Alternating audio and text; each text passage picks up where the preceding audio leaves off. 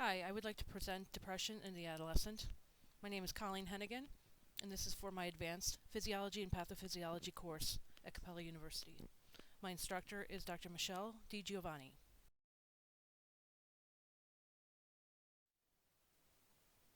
The audience that I'm presenting this to is the general population.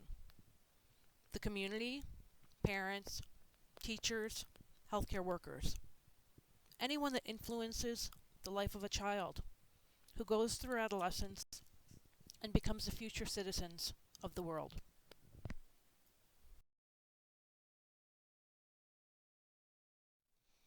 Here's a little history.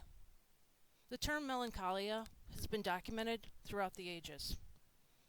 When entering that word on the internet search for images, the following picture populated multiple times.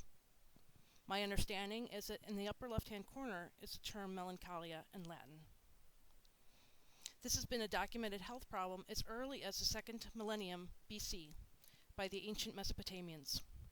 Melancholia is what we now know today as depression.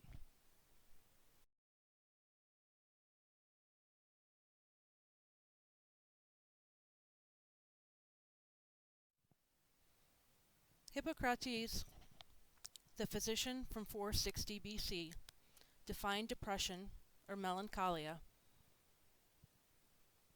with the symptoms below: sadness, despair, lack of pleasure, withdrawal, emotional numbness.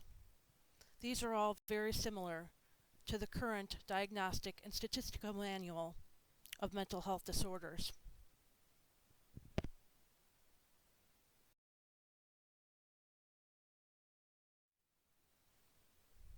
Throughout history, humankind has tried to explain or rationalize behavior.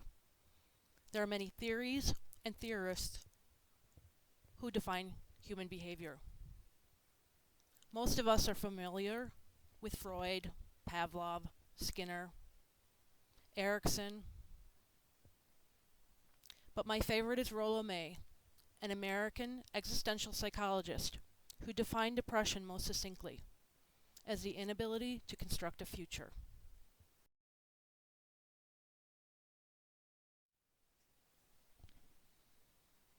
The incidence of teen depression is quite alarming.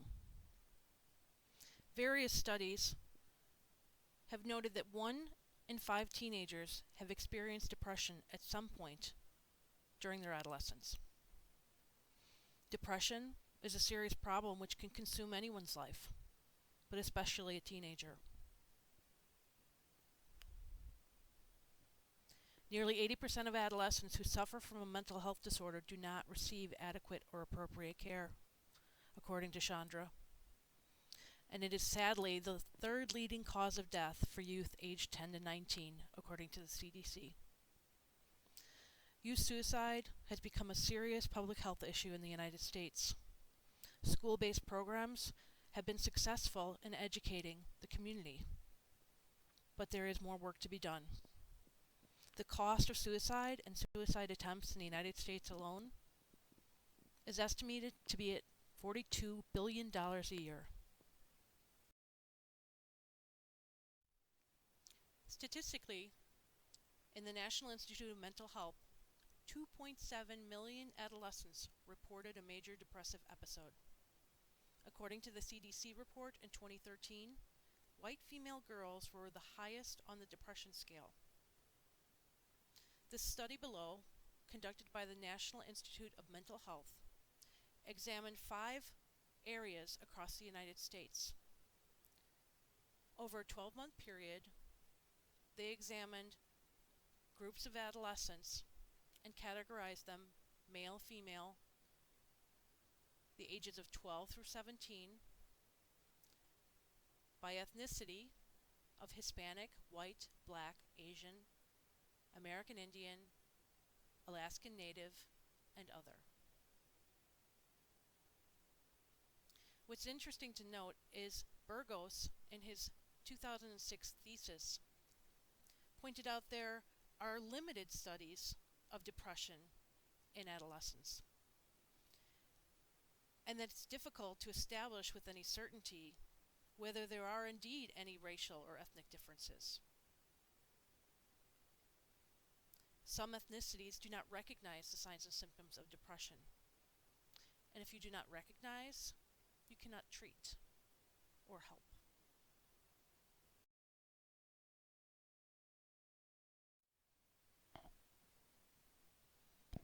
I would like to go back a bit to the behavioralist or theorists that have contributed to our thought process.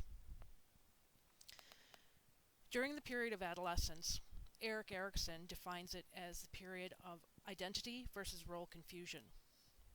This is the period in which the child, becomes an adult. They learn who they are and what they are made of. They want to fit in so badly that they also want to stand out and find out what makes them special from others.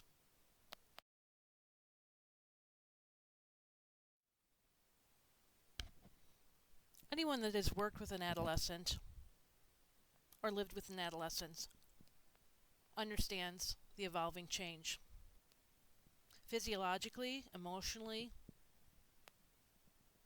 and spiritually, they grow and continue to grow into adulthood.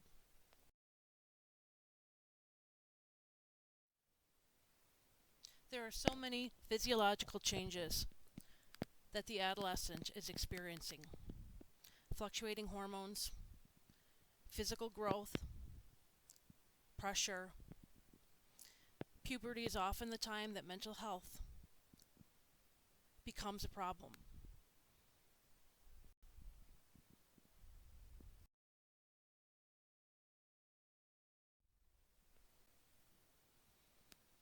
With all the media attention to teen suicide and depression,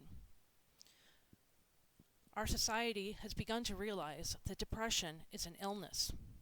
It's not a choice.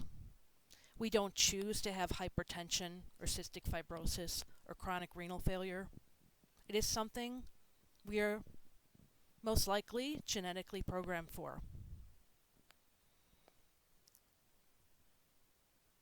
Children and adults do not choose to be lazy or sad. It is a true physical health condition.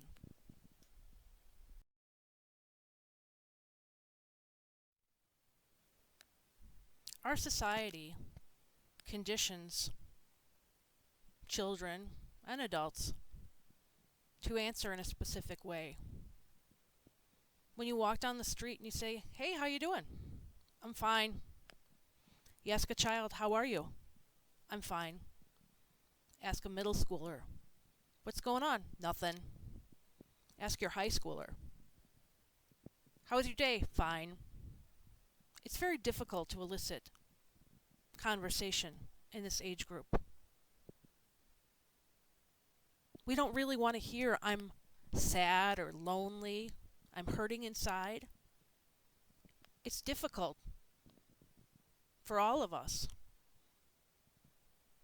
to answer appropriately when someone tells the truth. It takes a special human being to be able to truly help a child, which is why it's so important that this group gets professional help.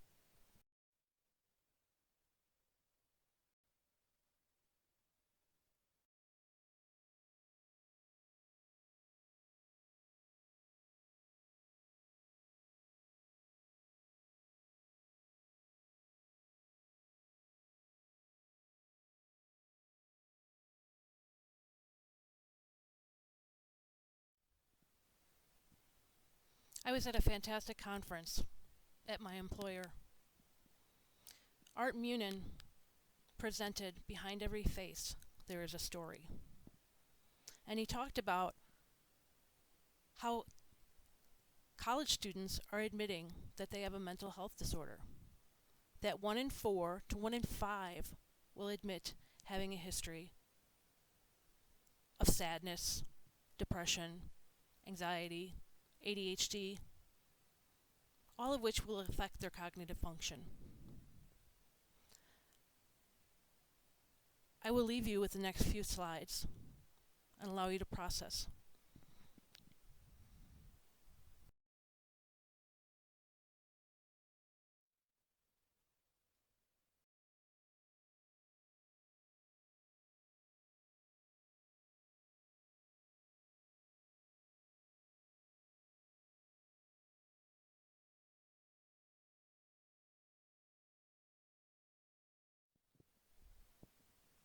Modifiable risk factors are things that can be changed. Becoming aware that it's a problem, taking ownership for one's behavior, and the desire for change are all things individuals have a choice in. Engaging in activities listed here is a choice.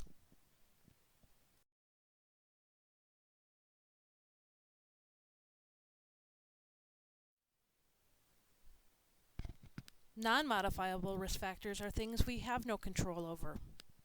We have no control over our genetics or predispositions to certain illnesses.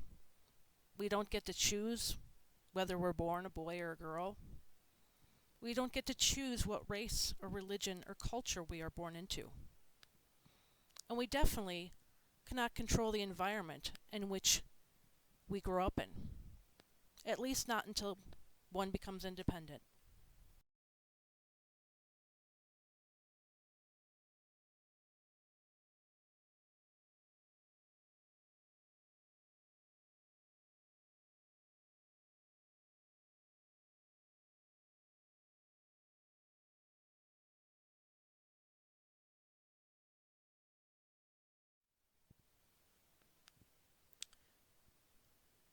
Throughout this course, I've read many, many articles, and what I found the most interesting was that the educational level of the parents have a huge influence on the child or adolescent. Some cultures don't validate sadness or depression. They don't recognize it as an illness. Rigid parenting can affect children and cause depression or influence depression. One of my peers commented on my prep slide that health insurance is optional. It's modifiable. It may be for a nurse, for you and I, or someone who has a job, but a 14-year-old doesn't have any choice whether they have health insurance or not.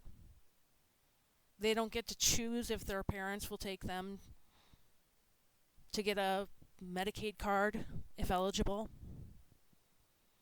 Health insurance has gotten better in the United States, I believe, but it is still something that the adolescent has no control over.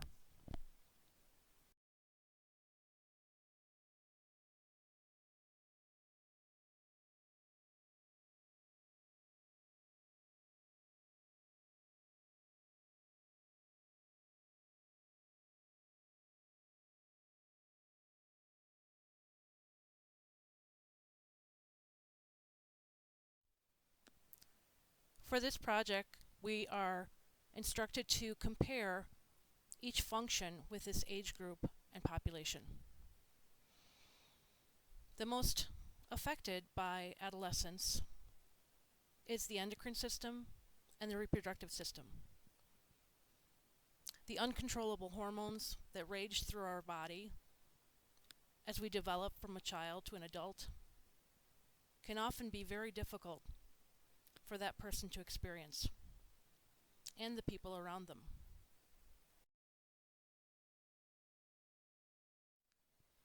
Anyone who's worked with adolescents will know that they are susceptible to mood swings and raging hormones. The roller coaster ride that a teenager goes through is part of normal development, one of which is the desire to procreate.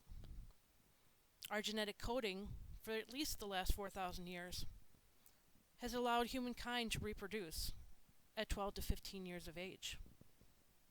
Typically, 200 years ago, the average age of a man or a woman was in their 30s and 40s. Now we live into our 90s. So here in America, having a child at 12 or 15 is not viewed as socially acceptable.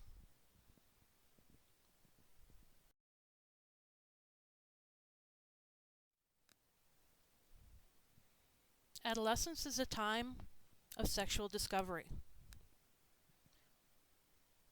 when a teen realizes whether they're attracted to a male or a female, the opposite sex or the same sex, which has become much more acceptable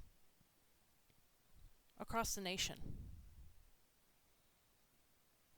Without birth control, women have had dozens of children. Financially, who supports those children and educates those children? That is difficult to monitor.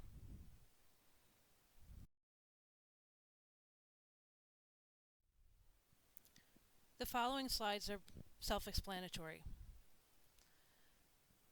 We know that technology has allowed us to do things we couldn't do 25 years ago. We can connect to people around the globe in an instant. One of the best things about technology is the invention or enhancement of cognitive behavioral therapy and using tablets for teaching depressed teens various concepts and skills for coping. Unfortunately, there's negatives to this advancement. One is there's instant access. Your child or teen can be the victim of social media bullying, cyberbullying. There has been noted reports of bullying that take place that affect children and may even hospitalize them. It's also an opportunity for a predator to be in your home. For your boy or your girl or your child or anyone you know wants to communicate. Be careful.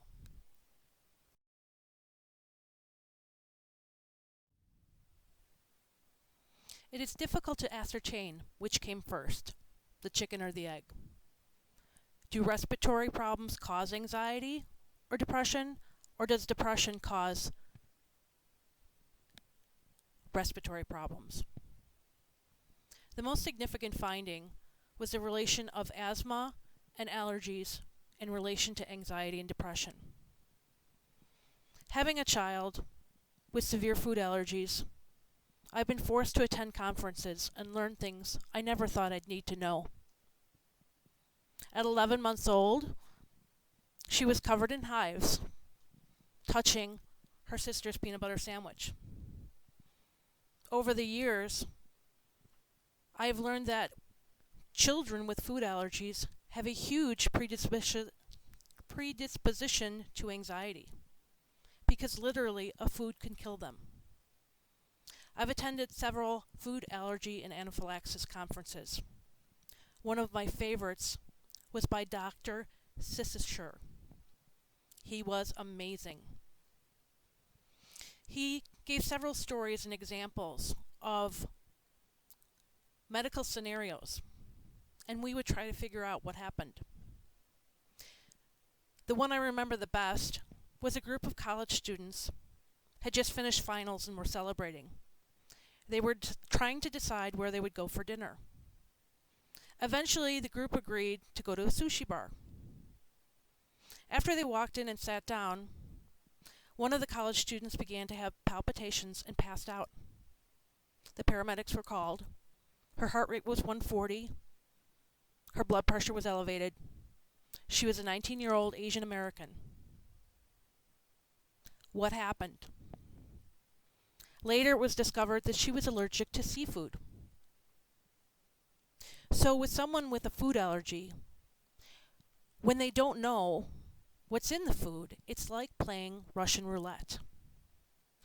Likening food allergies to this deadly game was extremely powerful, and I learned a lot. Thank you, Dr. Sisler.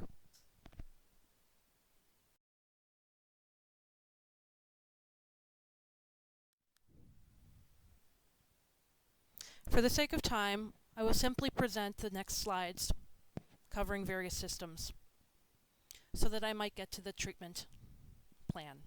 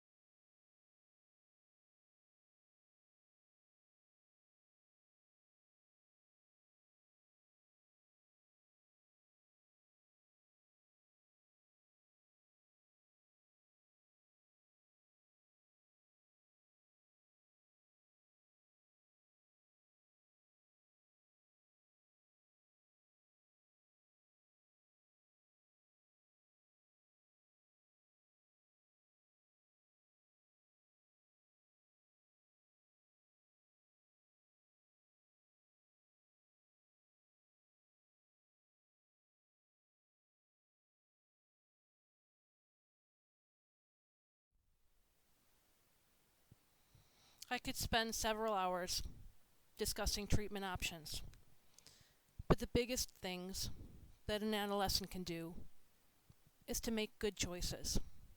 Pick your friends, exercise, try to eat a balanced diet, and get out into nature. Counseling and therapy have proven to be highly effective, especially Beck's cognitive behavioral therapy. Self-regulatory therapy is another excellent example that helps adolescents. And wilderness therapy was an interesting concept where a child or an adult, adolescent I should say, signs up to partake in a wilderness adventure in which they have to choose how to be safe and how to be healthy in nature. Medications. There are over 29 listed antidepressants. There are 3 categories for antidepressants: selective serotonin reuptake inhibitors, such as Prozac, tricyclic antidepressants, and selective reuptake non-inhibitors.